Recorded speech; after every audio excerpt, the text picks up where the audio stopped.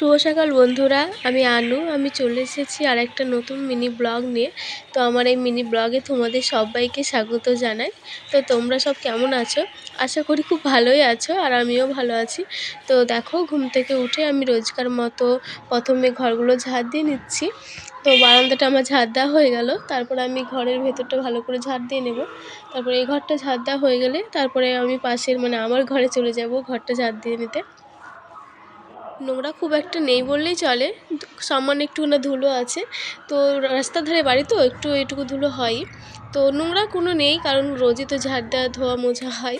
তো নোংরা সেরকম নেই। তো আমার ঝাড় দেওয়া হয়ে গেছে ওই ঘরটায়। এবার আমি আমার ঘরটা চলে এলাম ঝাড় দেওয়ার জন্য। তো আমার ঘরটি ঝাড় দেওয়া হয়ে গেলে আমি ফ্রেশ হতে চলে যাব, ব্রাশ ট্রাশ করবো, বাথরুমে যাব।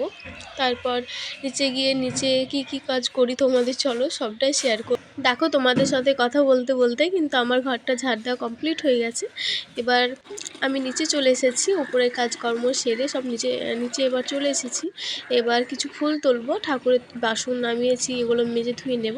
তারপর ঠাকুরকে জল মিষ্টি দিয়ে আমি রান্নাঘরে চলে যাব রান্নার জন্য প্রস্তুত হতে। তো এই যে আমি ফুল তুলছি কিছু, এখন এই ফুলটা ফোটে না খুব একটা, তাই যে কটা ফুটেছে অল্প অল্প ছোটো ছোটো তুলে নিয়ে চলে এসেছি। তো এবার আমি যাব, এই যে এই গাঁদা ফুলগুলো তুললাম। তারপরে একটু দেখিয়ে দিচ্ছি, এগুলো আমার দাদু শ্বশুর গাছটা লাগিয়েছে, গাঁদা ফুল গাছটা। ওখানেও দাদু অনেকগুলো ফুল গাছ লাগিয়েছে, কিন্তু ওখানে ঘেরা আছে, কাটা দিয়ে ওদিকে যাওয়া যাবে না। তো দাদু এখানে একটা পেঁপে গাছও লাগিয়েছে, দেখো কত পেঁপে ধরেছে। আর এদিকে এই যে টগর, এক পাটি টগর ফুল গাছ, আর আমাদের গাছে কত ছোট ছোট ডাঁটা এসেছে সেটাই তোমাদের দেখাচ্ছি। তো দেখো, আমার ফুল তোলা হয়ে গেছে আর ঠাকুরের থালমুগুলো ধোয়াও হয়ে গেছে। এবার আমি ঠাকুরকে জল মিষ্টিটা দিয়ে নেব।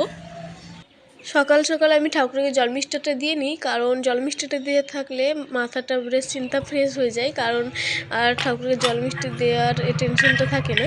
তো আমি সকাল সকালেই আমি ঘুম থেকে উঠে এই কাজটা করে নিই, ঠাকুরকে জল মিষ্টি দিয়ে নিই, তারপরে দিন শুরু করি।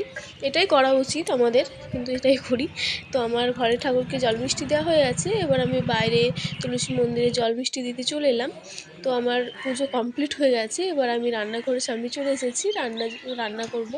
তো প্রথমে আমি আমার জন্য এক গ্লাস গরম জল বানিয়ে নিচ্ছি, কারণ গলাটা ভীষণ ব্যথা ব্যথা করছে, ঠান্ডা লেগেছে মনে হয়, ঠান্ডা লেগেছে হালকা।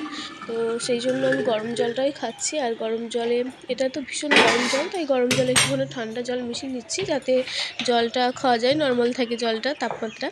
তো এই যে এবার আমি জলটা খেয়ে নেব। তো জল খেয়ে নিলাম, তারপরে আমি এদিকে দেখছি শালিক এসেছে, তো ওদেরকে দুটো চানাচুর ছিটিয়ে দিলাম, ওরা চানাচুরগুলো খাচ্ছে। আর এদিকে আমি বসে বসে বাদাম আর ছোলা খাচ্ছি। তো আর এদিকে মা এক টোকা সজনে ফুল এনে দিল। এটা শহরের দিকে ভীষণ দাম, কিন্তু গ্রামে এটা কুড়ালেই পাওয়া যায়। তো এদিকে আমাদের হাঁসগুলো এসেছে খেতে, তা ওদেরও একটু খাবার দিয়ে দিচ্ছে, আর ওরা ঠুকে ঠুকে খাচ্ছে। তো এরা সেই সকালবেলা উঠে যায়, তারপরে একবার খেতে আসে, আবার যায়, এই যে আবার চলে গেল। তো আমি এবার একটু চানাচুর মুড়ি খেয়ে নিচ্ছি বাদাম বা ছোলা ভিজে দিয়ে। খাওয়া হয়ে গেলেই আমি রান্না বসিয়ে দেবো। আজকে আমি রান্না করব না, আমি একটু গুছিয়ে দেবো রান্নাবান্না। আজকে শরীরটা ভীষণ খারাপ করছে, মাথা যন্ত্রণা করছে। তো মাকে বললাম যে আজকে রান্নাটা তুমি করো, আমার শরীর ভালো লাগছে না। তো মা বললো ঠিক আছে, তুমি সবজিগুলো ঠিক করে দাও, আমি রান্নাটা করে নিচ্ছি। তো আমি সবজি কাটা বাছা করে দিলাম। এবার মা বলছে চালটাও ধুয়ে দিতে। তো আমি হাঁড়িতে গরম জল ফুটে গেছে, তাই চালটাও ধুয়ে দিচ্ছি। তো মায়ের রান্নাবান্না সব হয়ে গেছে। মা কী রান্না করলো চলো তোমাদের সাথে শেয়ার করি। এই যে সজনে ফুল ভাজা, তারপর সোয়াবিন আলুর একটা তরকারি করেছে, আর কলা। এই যে এটা আজকে সম্পূর্ণই নিরামিষ, আজকে যেহেতু বৃহস্পতিবার। তো আজকের ব্লগটা এটুকুই, দেখা হচ্ছে আবার পরবর্তী কোনো ব্লগে। তো আজকের ব্লগটা কেমন হয়েছে অবশ্যই জানিও, আর সুস্থ থেকো, ভালো থেকো, দেখা হচ্ছে আবার পরবর্তী কোনো ব্লগে। বাই।